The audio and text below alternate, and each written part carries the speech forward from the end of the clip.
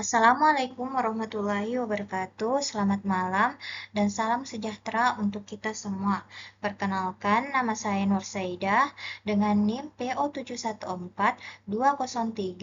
PO714-203-252-020 dari kelas 4E RPL 2025. Pada kesempatan kali ini saya akan memaparkan tentang hematopoiesis, yaitu proses pembentukan sel darah. Materi ini merupakan bagian dari mata kuliah Kapita Selekta Hematologi dengan dosen pengampu Ibu Yaumil Fahmi Tanjung Bulu, SST MKes. Sebelumnya, kita harus mengetahui apa sih hematopoiesis itu. Hematopoiesis adalah proses pembentukan sel-sel darah, yaitu proses ini terutama berlangsung di sumsum tulang. Namun, pada tahap awal perkembangan janin juga terjadi di organ lain seperti hati dan limpa.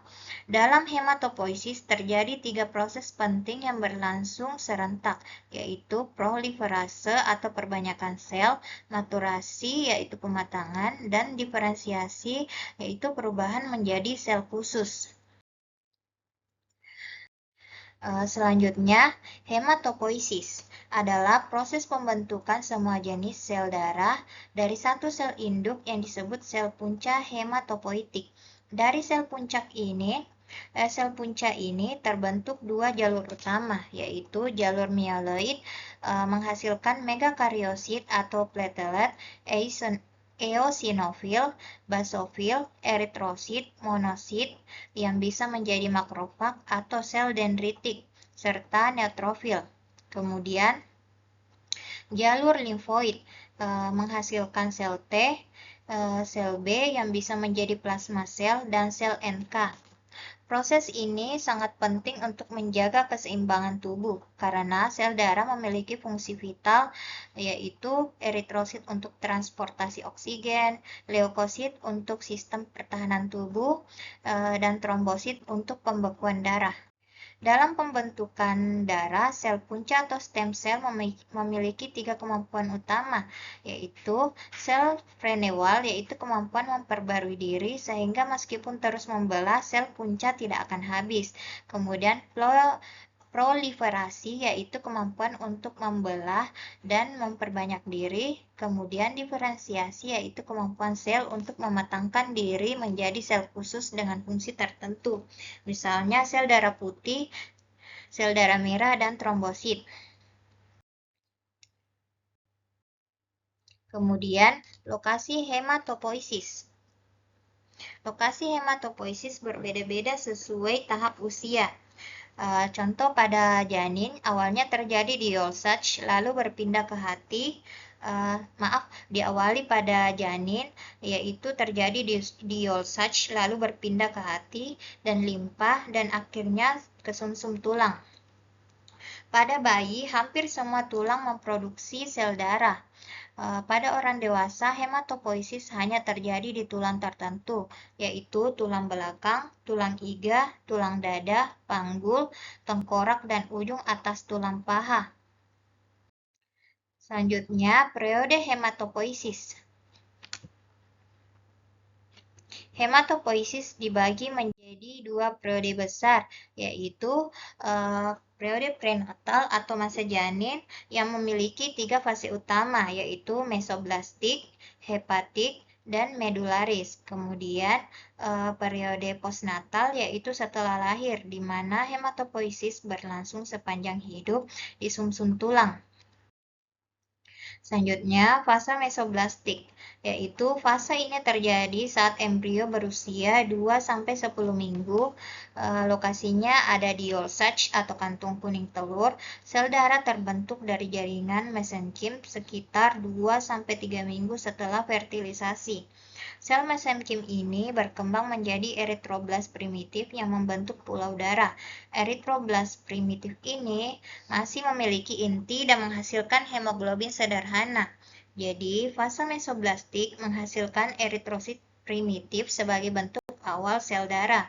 Kemudian fase hepatik atau definitif. Fase hepatik ini terjadi saat janin berusia sekitar 6 minggu. Pada fase ini, sel punca hematopoiesis berasal dari mesoderm dan merespon faktor pertumbuhan seperti eritropoietin, IL-3, IL-6, dan stem cell faktor. Sel punca berpindah dari Yolsach ke hati lalu berkelompok membentuk primordium hati janin. Selanjutnya berkembang menjadi eritrosit definitif, yaitu sel darah merah tanpa inti. Pada minggu ke-8 sudah ditemukan leukosit granuler dan megakariosit di hati. Sekitar minggu ke-12, proses hematopoiesis juga mulai berlangsung di limpa, jadi hati merupakan pusat utama pembentukan darah pada masa pertengahan janin. Selanjutnya, fase medularis atau mieloid. Fase medularis dimulai sekitar usia janin 20 minggu. Lokasi hematopoiesis pindah ke sumsum tulang. Pada awalnya, tulang masih berupa tulang rawan hialin. Kemudian setelah terbentuk pusat penulangan, sel darah mulai diproduksi di rongga tulang. Sel darah dan sel mesenkim masuk ke rongga tulang rawan, lalu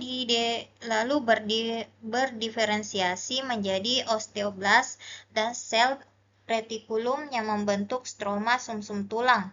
Karena itu, produksi sel darah di hati dan limpa mulai menurun. Pada fase inilah sumsum tulang menjadi pusat utama hematopoiesis, dan keadaan ini berlanjut setelah lahir hingga dewasa. Selanjutnya, fase pembentukan hemoglobin.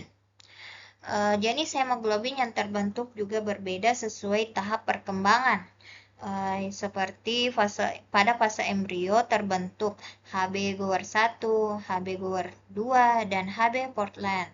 Pada fase janin, hemoglobin utama adalah HbF atau biasa disebut dengan fetal hemoglobin yang membentuk rantai hemoglobin alfa gamma 2 yang memiliki afinitas tinggi terhadap oksigen. Setelah lahir, terbentuk HbF berkurang diganti oleh Hba yang membentuk rantai hemoglobin alfa 2 beta 2 sebagai hemoglobin utama, dan sebagian kecil membentuk Hba2 dengan rantai hemoglobin alfa 2 sakta 2. Kemudian kesimpulannya, hematopoiesis adalah proses pembentukan sel darah yang berubah sesuai usia, dimulai di Yolsach, lalu ke hati dan limpa, hingga akhirnya di sumsum tulang. Terjadi melalui fase mesoblastik, hepatik, dan medularis. Jenis hemoglobin juga berbeda, seperti Hb embrio, Hb fetal, dan Hb dewasa. Proses ini sangat penting karena darah harus selalu diperbarui agar tubuh tetap sehat. Itulah yang dapat saya paparkan, kurang dan lebihnya saya ucapkan terima kasih. Wabillahi taufik wal hidayah. Assalamualaikum warahmatullahi wabarakatuh.